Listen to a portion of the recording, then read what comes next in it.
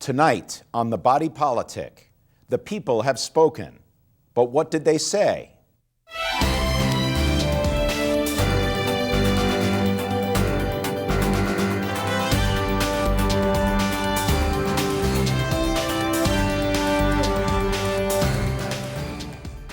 Hello, I'm Michael Bernstein, and this is The Body Politic. Some 115 million Americans voted for president last month in one of the tightest national elections in history. George Bush won the race by some 3 million votes, and he is now claiming a mandate to govern from the right. Tonight, we'll look at the election results and draw our own conclusions about what they mean, some of which may surprise you. My guests are the preeminent political scientists, both on the faculty here at the University of California, San Diego. They are Gary Jacobson and Sanford Lakoff. Gentlemen, welcome. Thank you. We've had about a month to digest these rather striking results of the 2004 presidential election. So how do we interpret them as a whole? Is it about cultural values, as we've heard so many say, national security in the war in Iraq, or the economy this time around? Well, I yield to Gary's superior judgment when it comes to looking at these numbers. Let me give you my impression. My impression is that this is not a victory for the radical right as it has been painted. I think it's a victory for the president because he persuaded a lot of people that he was the better choice to lead, especially in the war against terror. The fact that he did well among virtually all of the subgroups indicates to me that it wasn't simply a one segment of the electorate that was picking him rather than another. And if you look closely at some of the so-called values issues, you find that it's not quite as clear as some people are making it. For example, the exit polls indicate that something like 60% of the electorate is in favor of civil unions. They may be opposed to gay marriage, but they're not necessarily homophobic. And even the president came out for civil unions. So to the extent that there is a very radical right constituency in that election, I don't think it's necessarily the dominant one. So my general impression, for whatever it may be worth, is that while this is a mandate of sorts, and it certainly gives the Republicans control in both houses of Congress, it is, after all, only a 3% victory, and that 3% may well be accounted for by people's concerns, the fear that they had about the war on terror, and the feeling that the president had done well in going after the terrorists in Afghanistan, and that maybe they were concerned that Kerry wouldn't do as well. Looking across all these groups that Sandy has mentioned, President Bush did do well with the minority vote, with the women's vote, to a large extent, and obviously regionally. Is the national security issue the binding element in that? Yes, I think Sandy's right. I think there are two things that were going on in this election that were essential to Bush's success. One was the terrorism issue, which I think his campaign exploited very effectively, and convinced enough people who would not have supported him on other grounds to support him nonetheless because they felt he was stronger on the terrorist issue than Kerry was. And that was a deliberate target of the campaign. That was one of their goals. If you watch the debates, for example, you saw constant references to that. And in fact, going back to the very beginning of the primary season, it was clear that whomever the Democrats nominated would be targeted as too weak on terrorism. And one of the reasons that Kerry got the nomination was that he convinced Democrats that he could defend himself against this charge more effectively than his rivals. Do you see that just before the election, this videotape was released by Al Jazeera, the Arab television network, of Osama bin Laden making another statement, both to his followers and to the world? Do you think that played a major role in stoking these national security concerns, or not no, really? I think it reinforced those who were leaning that way. There were no real blips in the data. There weren't changed minds. The second thing that mattered, I think, was the Bush campaign won the turnout battle. The Kerry side did a good job of mobilizing younger voters. That was their strongest, the 18 to 29-year-old voters were their strongest supporters. They got them to the polls in unusually large numbers, but the Bush forces did even better in mobilizing the Christian conservatives. And so turnout goes up on both sides, but it went up a little bit higher among Republicans than among Democrats. And I think that was decisive in that there were not a lot of mind changing between 2000 and 2004. 2004. Well, on the turnout question, we heard a lot in the immediate weeks leading up to the election about how your colleagues on the polling side of the political science profession were missing segments of the electorate. There might be big surprises in store on Election Day. Some question about the youth turnout and what their decision would be. None of this came to pass. So was this all an error, or was there something unique going on? Not quite. I think that the youth vote did turn out strongly for Kerry. I've seen something like a 9 or 10 point gap in that segment of the electorate. And the college student vote was extraordinarily skewed. You know, you had college campuses, we now know from exit polls and so on, where the vote was 3-1 for Kerry. So there's no question that he did do well in that segment of the electorate, and that they did turn out a good many of them. But as Gary pointed out, the opposite was also true, that the Republicans managed to turn out their voters in the suburbs and elsewhere, and they overcame the advantage that the Democrats had with respect to younger voters. A large part of that success on the Republican side in delivering the vote on Election Day, you think part of the strategy that Karl Rove and others of the president's lieutenants deployed to put crucial issues on the ballot in major states, issues, say, pertaining to gay marriage or other I think they were, social issues. Had gay marriage never come up, they were planning all along to do this mobilization. They had the resources in place, they had it organized. They got an extra boost from having this as an issue, although it didn't have local impact. I have a colleague at Emory who has looked at the data and says the turnout didn't go up more in states with gay marriage on the ballot than in states that didn't. So it may have been a kind of the general sense mobilized the voters, but it wasn't the specific items on specific ballots that mobilized them. One thing that this election indicates is that Americans don't necessarily vote in terms of their economic interest. There may be two Americas, as Senator Edwards said, but they're not necessarily economically two Americas. In other words, you're likely to get cultural differences entering the picture as well. There's no question but that there is a difference between those blue states and red states on those issues. Yes, let me underline that. If you look at the vote by income, there's not much difference between the lowest and the highest income class, 10, 12 percentage points.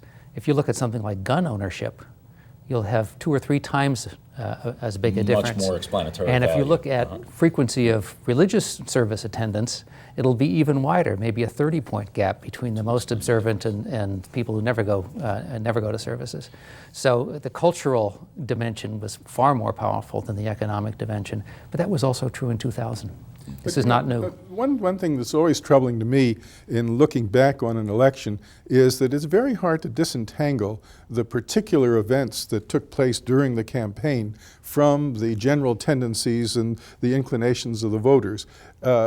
Take, for example, the issue that you raised about Osama bin Laden's statement. It's really not clear to us exactly how much role that played.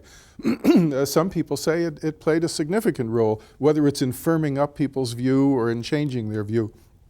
One pollster I've been in touch with said that he thought that the gender gap, which favored Kerry earlier in the campaign, disappeared because of the massacre at Beslan, the Russian school, when an awful lot of married women began to worry even more about their children. And again, that may have factored in. So I don't know how one disentangles all of those discrete events of the campaign. And we could mention many others, gaffes that were made by various candidates and their wives, and how you factor in all of those things. But if you look at the overall results, I think what the overall results say is that on the whole, people had more confidence in Bush than they did in Kerry. And then you have to interpret that to mean confidence in what? And my guess is it's not really confidence in economic policy, but rather in the general handling of events and in his firmness and all of that, where they portrayed Kerry, of course, as a flip-flopper and as someone you couldn't have confidence in. And I think that succeeded in persuading the electorate. Another explanatory dimension often used by political scientists on an election day in the United States concerns race. And I'm interested in your perceptions of the breakdown in the presidential canvass with respect, in particular, to the African American community and the Latino community in the United States. Any surprising data there, or did it run according to projections? There were some polls before the election that were saying that up to 20% of the African American vote would go to Bush. It didn't. He got about the same percentage as he got last time, that was about 10%. It's still about 9-1 Democratic. I've seen one poll, the Los Angeles Times exit poll, which claims that 45% of the Latinos voted for Bush, which was 7 points higher than in 2000. I'd like to see those numbers confirmed before I'm fully ready to believe them. And when you have a surprising shift in just one poll, you never know whether it's the poll or the population. Yeah.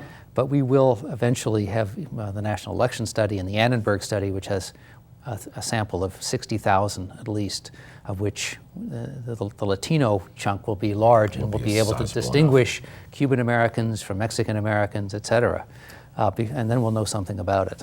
I think that's a critical issue. And the reason I say that is that there have been political scientists who've argued that the Democrats are likely to benefit from the upsurge in Hispanic immigration.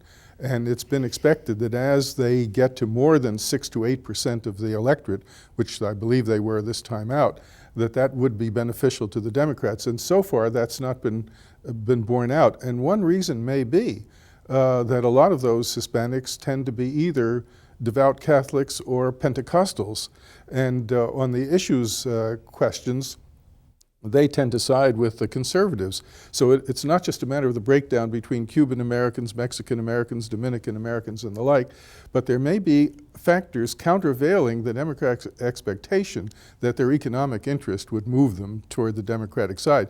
And that's we need to know more about that. If it's confirmed, then it would suggest that the Democrats are going to have a hard time despite the increasing Hispanic immigration. Well, nonetheless, Sandy, Democrats still get a majority of those votes. And as a group comes in and you get a majority of their votes, you're better off than not having that group there. Well, except that some numbers indicate that Bush did better among Hispanic voters this time than he did against Gore last time. He did, but he still got substantially less than a majority of them. Right, but they expected to get even fewer. So they were surprised at how well they did among Hispanic voters. And all I'm saying is that for the future, the question is the Hispanic immigration going to change things or not? And so far, the indication is that it may not. Well, if the Democrats, for example, capture an expanding Latino vote at a declining rate, it's certainly not going to have the impacts that the Democrats have assumed this immigration would have. One question along these lines, how do you disentangle? You made a comment about church attendance, for example, having huge explanatory value looking at these election results. And Sandy has referred to, even in the Latino population, which Democrats have assumed was an electorate for them to capture, the prevalence of evangelical Christians might in fact cleave in the other direction. How do we disentangle this matter of evangelical Christianity, for example, and the national security issue? Isn't it true that there tends to be a high correlation in these communities of evangelical Christians with military service, members of the family overseas in harm's way? So how do we know that this is a cultural value result or a national security result, especially if loved ones are in uniform? I'll yield to Gary on the details here, but I do want to make one point, and that is that in New York, which is, of course, famous now as a blue state. There were an enormous number of Hispanics who took part in protests against gay marriage and that sort of thing. So there's no question but that's a significant force among Hispanics, even in a state like New York, and I suspect elsewhere. As to how you disentangle it, that's another question, and I'll be happy to give that to Gary. Well, there are technical ways of doing this. You just do multivariate analyses of polling data. We haven't got the data. They haven't given us the data to do that yet. We can just look at the cross-tabulations they happen to give us and publish. But the raw data themselves have not been made available to scholars. Once they are, then you can test some of these things. And it won't just be scholars who will be looking at these data sets, it will be the political strategists of the two parties. Oh yes, and they probably have much better data sets because they have much more money to invest in collecting them. What's your academic hunch? That these things will all be causally important. That is, terrorism will be, church attendance or religiosity will be, economic experiences will be. They'll all convert. I mean, they'll be. Each one will show up as having a significant effect. Another polling question for both of you. Again, we heard a lot leading up to Election Day, even on Election Day itself, about potential disparity between exit polling results and the actual results we started to see on the networks later in the evening on Election Day. Do you see any surprises there, or was this much ado about nothing? Was there, in fact, a consistency? As far as I can tell, we don't know yet. That is, they're looking into their exit poll and trying to figure out what went wrong. The misinformation that the Kerry forces had that they were winning came from, not from the exit poll pollsters themselves, but from leaks of early data and so forth. So none of the networks that actually use these polls jumped the gun. They were very careful with it. They got burned badly in 2000. They weren't going to get burned again. So if it hadn't been for the bloggers getting kind of pirated versions of the early stuff, the mistake that seems to have been made might not have been made at all. Whether or not when they've collected all their data and processed and they still find that they're way off, then they've got a problem. They have to worry about their methodology, that something's gone wrong with it. Well, let's look at some of the implications of the vote. President Bush was reelected. The Republicans now enjoy sway in the Congress that they had not enjoyed before.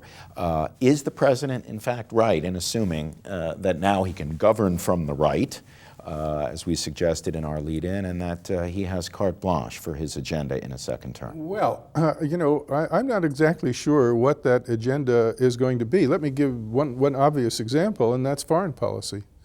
I mean, when in the first term, the president had a rather aggressive foreign policy dictated by a neoconservative ideology. Is he likely to pursue that agenda in the second term? I doubt it. I mean, we have our hands full in Iraq. We don't know what to do, and I say by we, I mean the administration, with respect to nuclear proliferation, or should I say nuclear, in Iran and North Korea.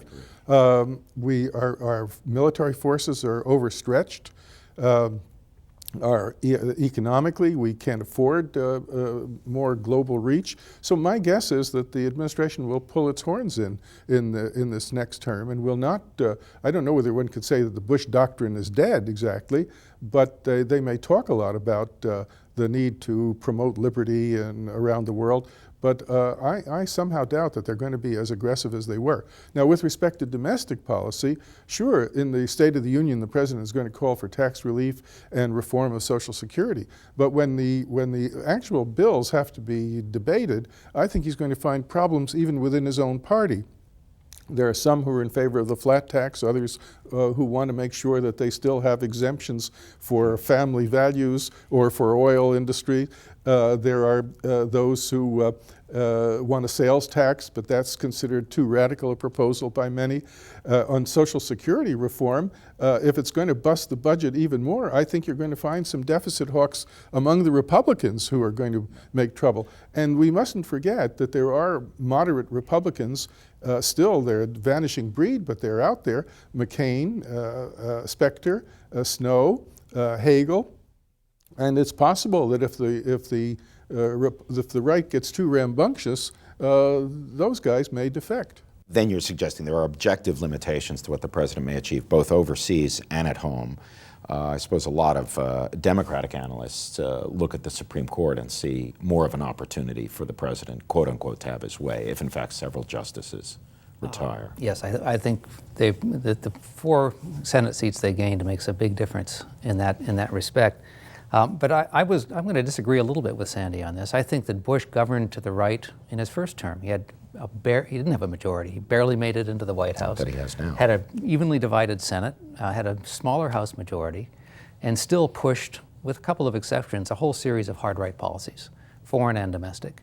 And now that he's got a bigger He's got the popular vote and a stronger Republican presence in both houses. I think he's going to push as hard as he can.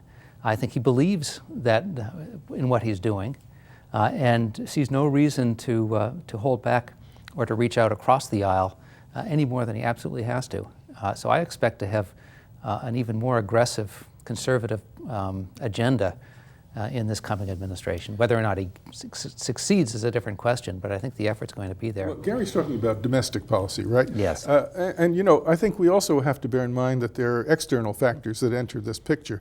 The dollar is collapsing because of our current account deficit and other factors. Twin deficits. Yeah, the twin deficits. There is growing concern, it seems to me, with the budget deficit due to the tax cuts. And I wouldn't be surprised if there will be some, especially if the economy does not improve and energy prices remain high, that the president will have to pull in his horns on that. Now, to be sure, he's no doubt going to argue for making the tax cuts permanent. Whether he'll succeed in that, even that, I'm not so sure. But what I'm really talking about is whether he can make any progress on, quote, tax reform of a radical sort or Social Security form of a radical sort. My hunch is that with respect to Social Security form, the privatization will be phased in so that it comes up after his term rather than now. I just don't think that there is going to be enough support, even within the ranks of the Republicans, for radical departures in tax policy and social welfare. Let's look at some of the implications with respect to partisan politics of this election. Unlike 2000, we did not have an apparent disparity between electoral college results and the popular vote. There have been some controversies about vote tallies in certain states. Some diehard Democrats still worried about the Ohio results. But in general, this election seems to have been free of the great fiascos in Florida the last time around. Do you think that, given the results here in 2004, pressures for reform of the Electoral College system and pressures about voting methodology are going to ease up a bit? Or do you think those matters have a momentum of their own and we'll see a continuing debate on this question? I think in terms of voting mechanisms, we'll see continuing debate. There's still a lot of dissatisfaction on that front. As far as Electoral College reform, the case for it has been made over and over again. The problem is always you can get everybody to agree that the Electoral College is a bad system, but you can't get any agreement on what to replace it with, because any replacement has partisan implications, and one side or the other is going to think it's going to be worse off in the competitive world with whatever replacement is chosen. And so unless you come up with a replacement where neither party can game out where they're going to be, or they can both be fooled into believing they're going to be better off, then it's very hard to get They'll just dig in. The votes you need for a constitutional amendment. It's very hard to get a constitutional amendment. But I must say, I think that it would be a good idea for perhaps the Political Science Association or some other neutral body to set up a commission to study the question of reform of the Electoral College, with the idea either of replacing it or of encouraging states to go in for proportional allocation of the vote, coupled with a bonus for the winner of the popular vote, so that we would get over this very awkward situation where you could conceivably have somebody winning the electoral vote who doesn't win the popular vote, or you could have the thing thrown into the House of Representatives where you get a distinctly anti-majoritarian arrangement. So it seems to me that we ought to pragmatically do something to try to work out options that might be acceptable to both parties. But proportional representation for a Democrat would be a disaster, because the overweighting of the small states in the Senate guarantees that Republican voters will be weighted more heavily in this schema than Democratic voters. Well, except that they are, the fact that the Republicans have such a lock on the smaller states anyhow means that it wouldn't make much difference. Well, if you did it just by distributing House districts, for example, if you take the Bush-Gore vote in 2000, Gore wins the popular vote. If you redistribute those votes in the current House districts, you have 240 Bush majority districts and only 195 core majority districts. Well, and that turns on the districting issue, Right. which has been a huge battleground for the past 8 years. So Republican voters are distributed more efficiently. And what about the parties? Just as we sort of conclude looking at the election, do you see a major realignment of the parties in the offing? Are the Democrats on their deathbed, as some have suggested, as the Republicans would like to believe? Or are we going to continue with this two-party system for the foreseeable let me give future? you my impression, and we'll ask Gary to give you a more academic, more numbers-oriented reading. My impression is that there has been a shift of some sort since the Goldwater years, and that the country is moving to the right somewhat. But what concerns me about this is that if you look at the fact that Clinton won 2 times, it does suggest that a Democrat with a middle-of-the-road agenda can conceivably break that trend. And this is all complicated by the war on terrorism.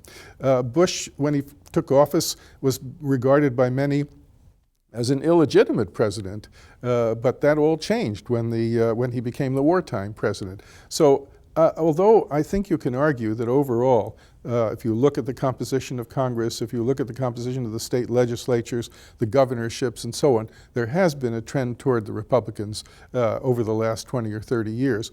I don't think that that's necessarily a permanent change, in that sense, necessarily a realignment. In terms of popular partisanship, there is a shift to the Republicans about 1984. That about a 5-point gain. The second Reagan term. The second Reagan term. Since then, there's been fluctuations, but it's basically been flat if you run a line through it, right down to today. The standard kind of split between Republican and Democratic identifiers is still about 53-47 on the Democratic side. Now, that makes the electorate even because Republicans turn out at higher rates and they're a little bit more loyal than Democrats typically. So in any given election, it's like a toss-up. The one polling I've seen comparing 2000 to 2004 in terms of partisanship, the Annenberg survey, which has 40,000 observations from 2000 and 66,000 from 2004, said that there, in the interval, the 2 different data sets, the Republicans are better off by 0.9 percentage points over this period. So it's a huge sample, so it may be a significant shift, but it's not a very big one. It's not a very big one at all. So your argument, in other words, would be that there has been some sort of shift, but it's not a permanently Republican shift. Yeah, there was a shift momentous. after '84, which has been sustained. Since then, it's been up and down. Republicans were about in no better shape this year than they were in 1980, 1989, 90, before that election, or in 1995. If you go back and look at just the distribution of partisans. So there's been some up and down. They're stronger now than they were at the end of the Clinton administration, but not by much. But not by much. On that note, we'll have to conclude. Thank you, gentlemen. Thank you both. You're welcome. My guests have been Gary Jacobson and Sanford Lakoff, both professors of political science at the University of California, San Diego. Thank you all for joining us on The Body Politic. I'm Michael Bernstein. Good night.